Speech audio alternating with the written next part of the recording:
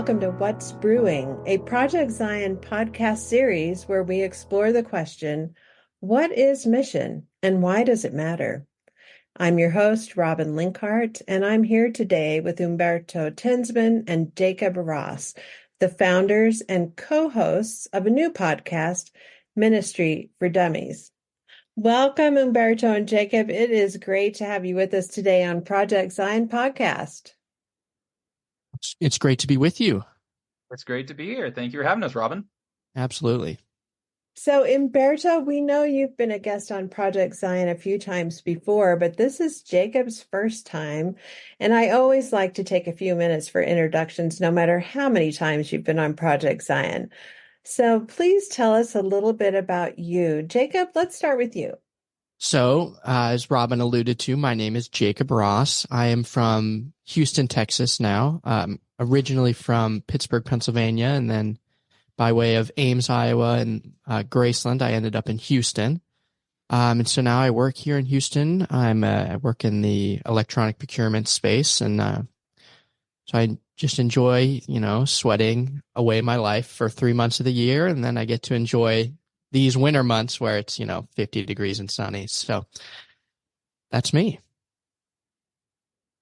Humberto. Very cool. Yeah. Well, welcome, everyone. My name is Humberto Tinsman, coming to you live from Albuquerque, New Mexico. I work for the Rio Grande Mission Center as a Mission Center minister and as a co-pastor of the Albuquerque congregation. Like Jacob, I also went to Graceland University, but I come from the great state of Missouri and then got really sick and tired of Midwest winters and said, yes, please, to the Southwest. So we're real happy to be here. Well, thanks again for being with us. Now, this past year or so, I have been hearing bits and pieces from my good friend and colleague, your apostle, Dave Nee, about your idea to start a podcast. And in June 2023, you posted your first episode introducing Ministry for Dummies, which, quote from your website, a podcast hosted by two friends who have a shared passion for service and our church. We meet to explore our faith journey and where we feel we are being led. So before we get into the story of how you hatched this idea and the specific steps you took to launch, talk a little bit about your passion for service and for our church, Community of Christ. Take it away. Jacob, you want to go first or me? Yeah, I'll go first. So this will be a common theme with Humberto because we have talked about this before. We were both born into the church, right? Our families were in the church. So we've just kind of been around our whole lives. Not kind of. We have been around the church our whole lives. And so as we went to college, I went to Iowa State first and then transferred to Graceland, right? So we stayed active and I was always engaged. So I play the piano. So growing up, I would play the hymns for church and stuff like that, right? So I was always engaged. And eventually we ended up meeting each other and doing a church internship at Stone Church in Independence. And so that's kind of where our lives and also passion for the church kind of intersected. Yeah, so like Jacob said, we met at Graceland. We didn't know each other before that time, and then our junior year, or going into our junior year, that sophomore year summer, we both did an internship for the Stone Church Community of Christ congregation. And Jacob and I realized that we are really great friends, but we almost killed each other as roommates. But after that year, our paths just continued to intertwine, and then we became continue to be great friends. But I think like Jacob said, I was raised in the church, and my first real job was at a lifeguard at the Ozark campgrounds. So started out working for the church and kind of seeing the things behind the scenes, and that has always been something that has attracted me, of building spaces for people to enjoy ministry. And the podcast is definitely something that has come from that passion of wanting to build spaces where people can feel loved, where people can ask questions and where people can explore what is this thing called community of Christ and how it can not just change lives, but change the entire world.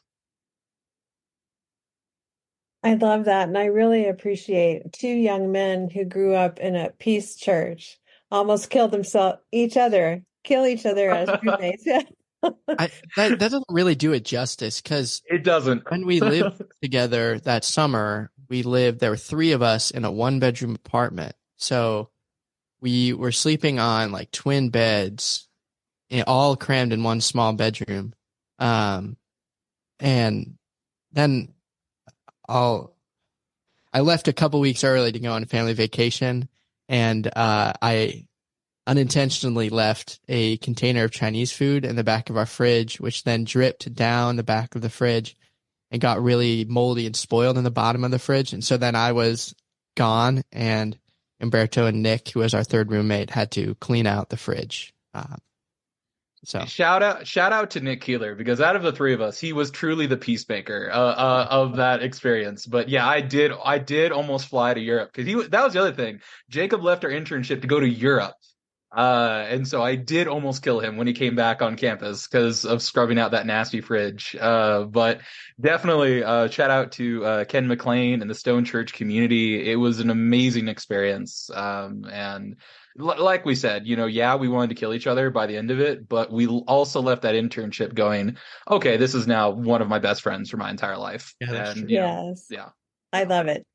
Building community is arduous and even painful at times. And it's, Indeed. like you say, it's Indeed. life-changing and transforming. Yeah. All righty. So now tell us specifically about your journey to becoming co-hosts of an up-and-coming podcast, and spare no details, please. Yeah. So really where the idea kind of came from was from an online ministry that we host for the Rio Grande Mission Center, but also kind of the Southern USA mission field called Coffee Talk. And Coffee Talk is just an online gathering where young adults can come together, do check-ins, check in on each other, and kind of share where they are in their journey. But the downside of that ministry, like all ministries, was if you can't come to when we're meeting, you can't participate in it. And I reached out to Jacob and said, what if we did a podcast? Because Jacob had done previous podcasts before, and I knew that was something that he was good at. And I think we both were looking for a way to engage with younger adults, but also just anyone from walk of life, and kind of share that, as we kind of talked about, ministry is arduous, and we wanted to be raw and real and say, hey, this is what we're doing. This is what we are trying to figure out. I don't know if Jacob said it, but he's also a co-pastor for the Houston congregation. So we are both in the pastorate fields. And you learn a lot when you're trying to, lead not just a congregation, but make an impact in a local community. So we wanted to share with the rest of the church what that experience was like, because we know there are other pastors out there who sometimes feel like, okay, I'm alone, or I have no idea what I'm doing, and I want to hear some other voices. And yeah, that just kind of blossomed into Ministry for Dummies. Yeah, and when we were at Graceland together, Humberto and I tossed around this idea of doing a Graceland sports podcast. There's obviously nobody in that space. But then at the end of the day, I mean, you want to talk about just depressing topics to have to do a podcast about. Graceland Athletics circa 2019. I mean, I saw 2 football wins the entire time I was a student. So we went for more uplifting ministry than I guess what we initially discussed. Yeah, so. Exactly. Thank goodness. Yeah. So what were the nuts and bolts steps of launching a new podcast? So I was somewhat familiar with it, right? Because I had been doing a podcast with my fiance, like just a sports podcast. And so I knew, like, okay, well, Spotify, well, at the time, Anchor FM was free. You could upload it. And as long as your podcast had like less than 100,000 listens over like X period of time, it was free. So I was like, oh, this is easy. Like, all Humberto and I have to do is meet on Zoom. And as long as one of us has access to like a Zoom premium account, we can just record that meeting, and then I can also record the input on my computer, and we can upload it. And it's just like, oh, this is simple. It's all free. So everything we do it's completely free to us. And we registered a website domain, which was somehow free, right? So ministryfordummies.org. Nobody had done a podcast called Ministry for Dummies, which was surprising to me, and to both of us, really.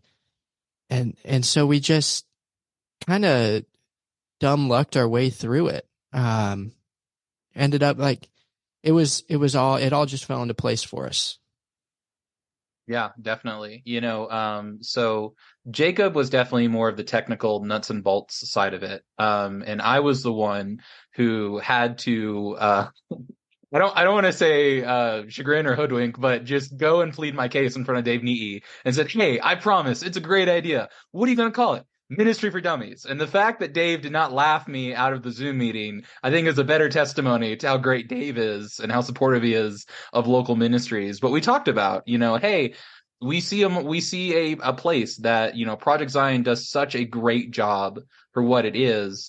And is such an amazing podcast, but we want to put our own spin on it. We want to be funny and we want to joke and we want to, beat our authentic selves, because, again, we thought people would want to listen to that. And the thing that, has just kind of blown us away has been the positive response.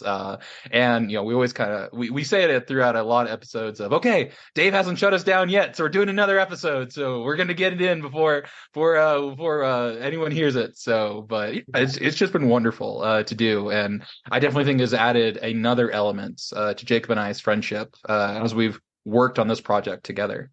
Yeah, and in our initial conversation, it was like, well, we're gonna do it like either way. So this is just kind of we're not really asking for permission. We're just giving you a heads up.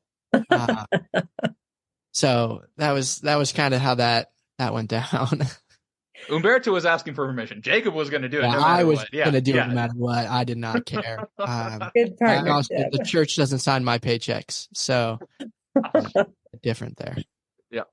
So you've talked a little bit about surprises along the way. What were some of the challenges you experienced or unexpected things that happened? Well, one of the first things was I learned that I do need to get some microphone. Our very first episode is atrocious, but we keep it up because we want people to see there is a progression. So we talked about the building blocks of what it takes to do a podcast. Yes, my audio can always be clear, and I'm always going to be pitchy because I'm going to blow it out because I'm loud, but I'm using a $10 Walmart microphone. It is not a lot of fancy nuts and bolts that have gone into it. It was just, hey, we have a story, we have a passion, and we want to share it. So that was something that we kind of had to learn, checking our website and making sure that we're up to date on our question and answer forum. That has been something that has been amazing. How many responses and the stories that people have told us, their great experiences with the church, where they want the church to move in the future, and just their legitimate questions of, hey, I've never had a forum that I can ask anything that I want. So what do you think of this? And we've turned entire episodes into those questions and, sharing our own questions that we have on our faith journeys. And that's so beneficial to us because, one of the challenges that we have experiences, well, where are we going, right? What are we trying to do? Not that I think we were kind of shooting from the hip initially, like, okay, these are some topics that come to mind. We're just going to, go. And now it's like, okay, well, where's next? Are we doing, a long arc here? Are we going to explore topics in depth over multiple episodes? And so I think that one of the benefits of having the question and answer form has been, just straight up, it's something for us to talk about that, it's written for us. But also it's really guided us like, okay, these are things we're hearing and how can we use this to guide us? I think that has really been positive, as Humberto said, and surprising. So you mentioned you were surprised nobody had already taken Ministry for Dummies and that you could get a free website kind of deal and you could get this and that for free. Did you have any other surprises along the way? We had some negative ones. One time we recorded an episode and my computer ran out of memory in the middle of it. And so we had to use the Zoom meeting recording. And so this is like on the back end, but I have like a nice mixing board. And I have good audio editing software. So I'm able to kind of control the quality. And man, when we listened to that episode, it was tough. It was really bad. And I had to go in and edit the Zoom meeting because on my computer, I can filter the inputs. So I'm able to like control Humberto's sound differently. And man, it was something. That was definitely a challenge. I'm a loud Latin man. That's who I am. So yeah, and any audio, I've always been told I'm an audio technician's worst nightmare. So again, my blessings, my love, my support to the editors of Project Zion. For the one time the church had me go do a recorded sermon. Again, they're amazing. Everyone behind the scenes is amazing. Yeah, sound can be a really big challenge. Not long ago, I was doing an interview and my granddaughter was here visiting. She was doing it an overnight. So she knew I was recording in my office. I had my sign up. She was down the hall and I had loaned her my AirPods. So I'm halfway in and all of a sudden her AirPods link into to what's happening. And I'm like, oh no. And I wasn't sure if Zoom would record like the data coming in without that interfering or not. So we had to stop and restart. And I went down and confiscated the AirPods in a very diplomatic way. But anyway, you just never know what's going to happen when you're live recording, right? I think, 2 episodes ago, we were interviewing Mike Hoffman and my cat kept jumping up on the table. And it was driving me nuts because, I mean, he's a cat, right? Like, I can't do anything to stop it. I'm powerless. So, yeah, it's just funny. Things like that happen. It is funny.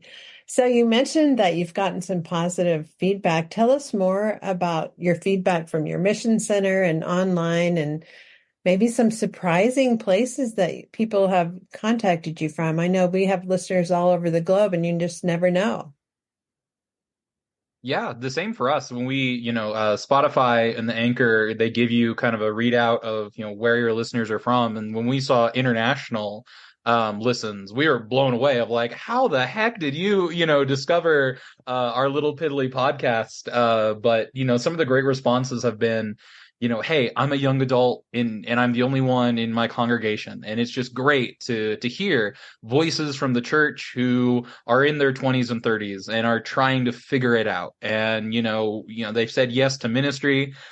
And now they're trying to figure out what does that even mean of saying, yes to the journey. And I think the thing that I have absolutely loved is just the good humor that everyone has. That's something that I think is a cornerstone of our relationship, something that we love to do. We love to laugh. We love to make fun of ourselves and each other. And people have responded really, really positively to that. And that has been something great to experience. I also think the thing that has been surprising is how many of our youth from our youth groups listen to our podcast. And so they're always asking for shout outs and different things like that. So we always try to make sure that they feel welcomed and called too. So yeah, just the difference of age ranges of the demographics that we've been able to touch have been amazing.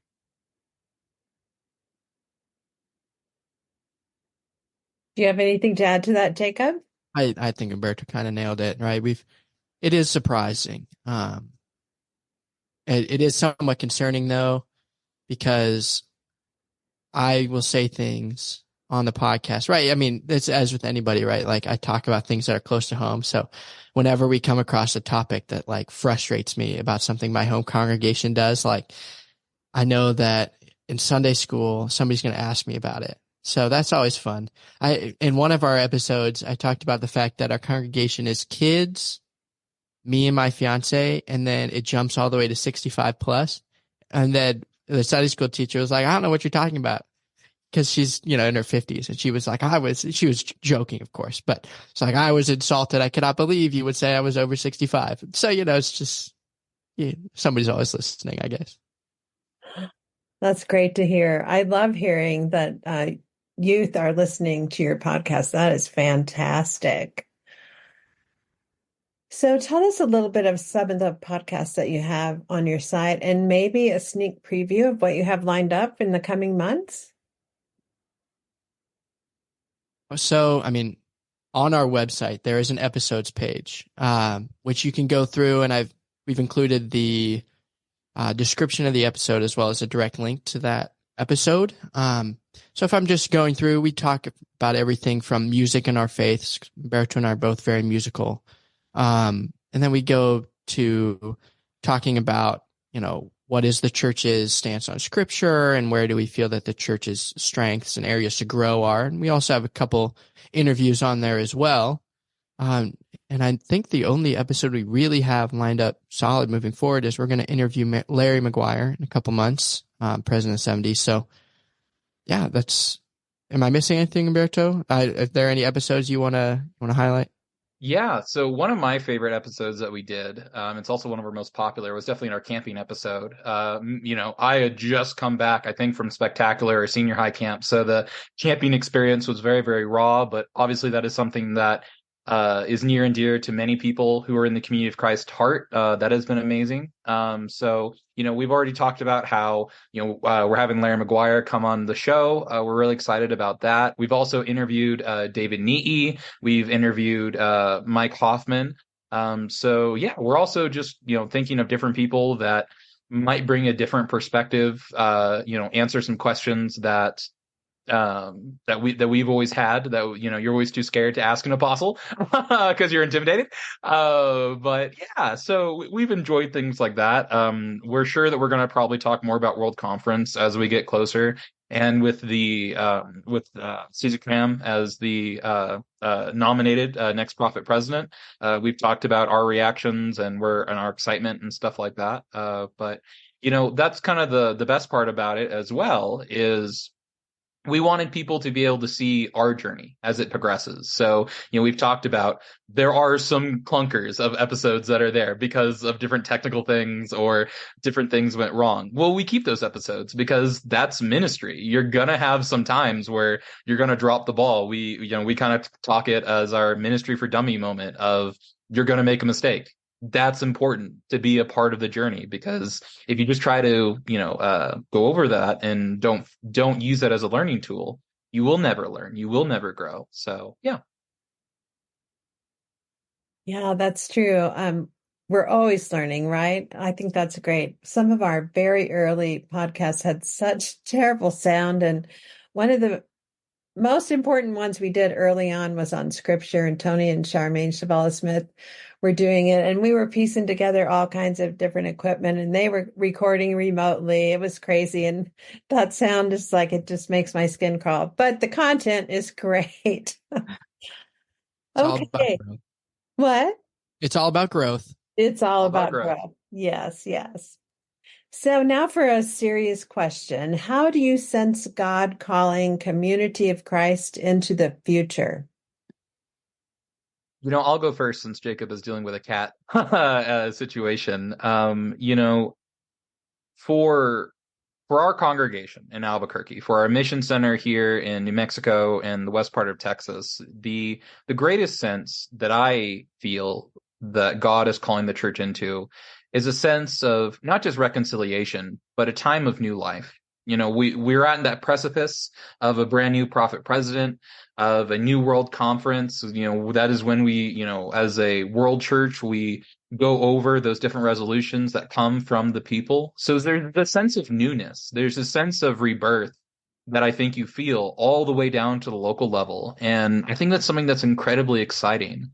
We've gotten in our congregation more conversations with those who are coming to Community of Christ from different backgrounds, from either different Latter-day Saint traditions, or people who are completely unchurched. And one of their first reactions that they have is just, this sense of love, this sense of calling that they admit they've never experienced before in an organized religion, in a congregation. And I think that's the challenge of we need to chase that. We need to explore what that means, and you can't let that go. You know, if you just think, oh, that was great in 2024, we felt all that love and happiness, and then you just let it slip by, you've missed that opportunity. So I think for us, and I say us as a mission field and as a world church, it's that sense of, okay, this is it. This is the moment. This is the time to begin to break down those barriers and those walls, and to, introduce our communities to what this movement is all about, which is bringing people together under Christ and under Christ's love.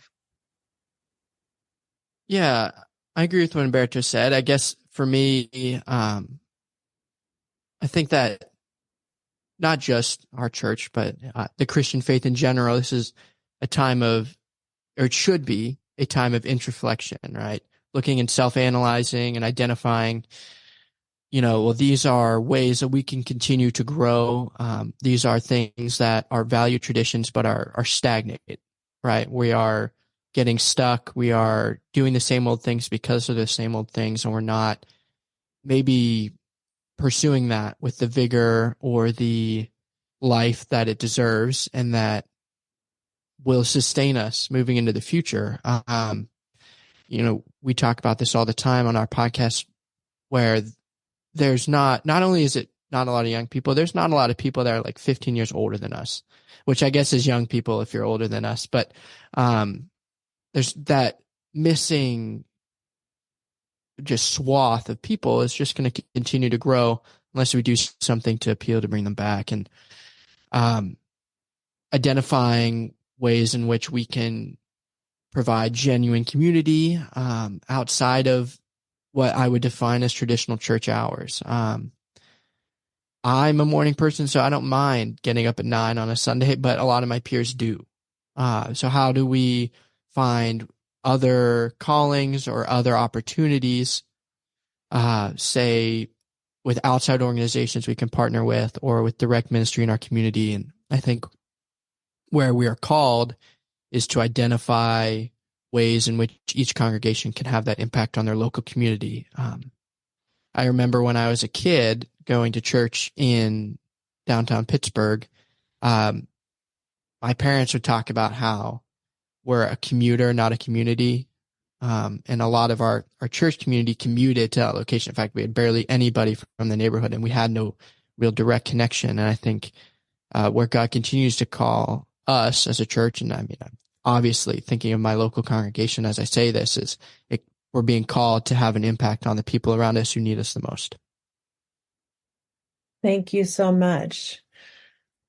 And kind of in that same vein, what are your hopes for Community of Christ, your heartfelt hopes? I hope that it continues to grow. I hope that it's there. It's no given thing.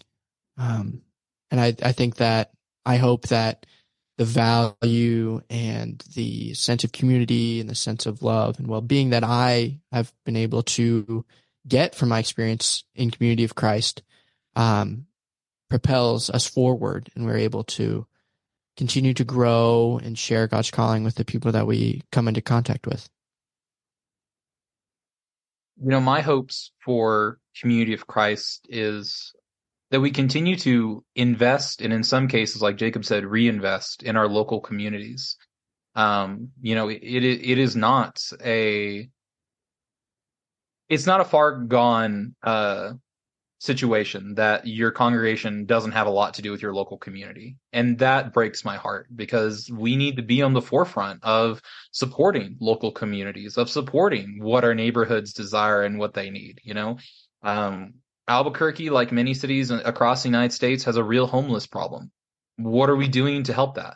We have a real issue with drugs, a real issue with violence, both in our schools and on the streets.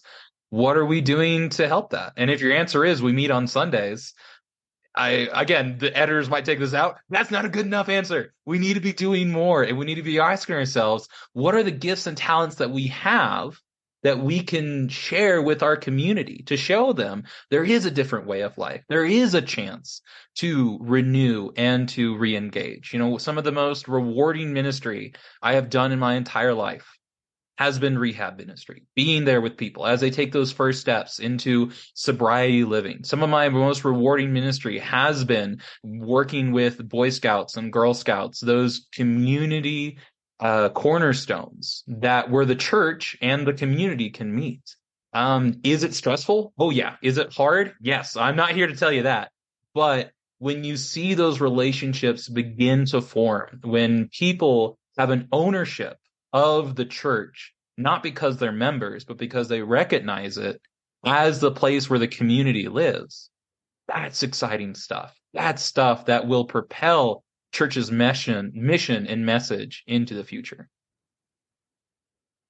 I really appreciate that. As I'm hearing each of you talk, there are images that come to my mind because your words are painting pictures of real life, hard life, transforming life, and just the integral connections of community that we can walk into by walking out our doors and being with people in all the places that they are. And I think we find the living Christ most when we are walking with those who are counted as least among us. I love what you say too, is we don't have to do this alone. So we are small, but there are many, many other denominations that are struggling just like we are. And partnering with those who are like-minded and share our sense of call and passion to create community and to be peacemakers allows all of us to participate in something that we can't do alone. I mean, seriously, God's call to be peacemakers and to bring peace to not only humanity, but all creation is something that takes all of us to do. So thank you so much for painting that vision of hope. Is there anything that you want to say today, Humberto and Jacob, that I haven't asked you about? If I ever say anything on our podcast that you feel like is directed vaguely at you, it may be, but I did not mean it as an affront. I think that's what I would like to say. I think that everybody needs a stiff dose of truth every once in a while. So, a lot of what I'm so passionate about is just a reminder to everybody that we need a kick in the butt to get going. Because sometimes I know, like for our congregation, we struggle to get ministry outside our walls, and I need a kick in the butt too. It's not like I'm any better than anybody else because I'm not doing it myself, right? So, I really hope that we can continue to grow and move forward. And I think that what I'm so excited about is the fact that I think there is a hope and there is a future and a genuine place for everybody at the table as we move forward. I just want to echo that as well. For all those who are listening, there is hope. There is hope for a tomorrow. There is hope for community of Christ. And we are impacting lives. We're doing the work and the mission of Christ. And I know when we're asking some hard questions about, physical buildings and campgrounds and mission centers, and we're having to restructure some things, it can get really bleak really, really quick. I get that and I legitimize that. But don't forget, it only takes some few vibrant witnesses to change the world. We are given that scripture for this purpose, for this time, and that we are impacting lives, both young, like Jacob and I, and those who are more seasoned. That's how I say old, more seasoned. So, have faith, have hope, and just enjoy the journey. Try to focus on those brief moments of happiness, because that's what makes life and ministry worth doing. Well, from a well-seasoned minister and person to a younger two ministers and wonderful people, thank you so much for sharing your sense of hope and for inspiring us with a reminder of the call. And we at Project Zion Podcast are super excited about your new venture in the podcast world, and we plan to feature some of your episodes right here on PZP. So listeners, be watching for those upcoming cross posts of Ministry for Dummies, which should be coming before you know it. Well, thank you so much for being with us today, Jacob and Humberto. We really appreciate you making time in your busy schedules. Yeah, thank you for having us. We appreciate you taking the time. And as always, a very special thanks to all our listeners. If you would like to hear more stories about mission, check out our What's Brewing series. If you have questions for our guests, Jacob and Humberto, you can email them at ministry, digit number 4, dummies at gmail.com. That's ministry4dummies at gmail.com. Or look in today's show notes for their personal emails. And of course, please check out their podcast, Ministry for Dummies, at www.ministry4dummies, spelled out F-O-R, ministry4dummies.org. Check the show notes for links and more info on today's episode.